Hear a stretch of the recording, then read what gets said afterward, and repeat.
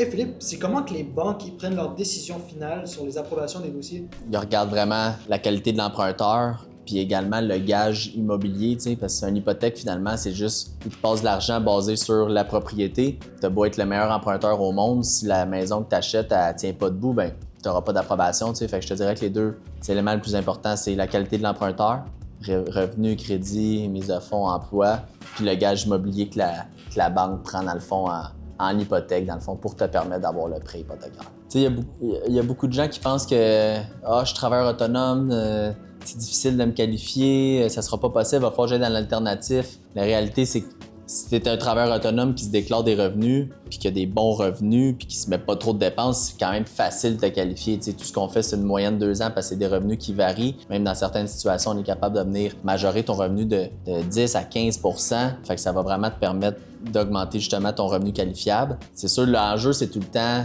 combien je me mets de dépenses puis combien que je déclare à la fin de l'année. Parce qu'il y en a qui font 150 000 par année, finalement, il y a tellement de dépenses qu'ils se ramassent à faire juste 40 000. Mais là, oui, tu payes moins d'impôts, mais tu ne qualifies pas au niveau de la banque. Fait que le but, c'est de trouver le juste milieu, je te dirais, entre les deux. Là. Une bonne stratégie, ça serait au pire de communiquer avec ta banque ou un courtier hypothécaire, peu importe c'est qui, pour se faire un plan de match pour dire, regarde, moi, je vais acheter une maison de 500 000, c'est quoi le revenu qualifiable que j'ai de besoin selon ma situation financière? Parce que si tu fais juste tout le temps te déclarer du 30, 40 000, ça va être difficile de te qualifier. Oui, on peut le faire dans certains programmes en alternatif, mais tu vas avoir un taux d'intérêt plus haut puis tu vas payer des frais de dossier. Tu peux pas tout avoir. Là. Tu peux pas payer d'impôts puis avoir le meilleur taux d'intérêt puis pas de frais de dossier. À un moment donné, il faut que tu choisisses ta bataille.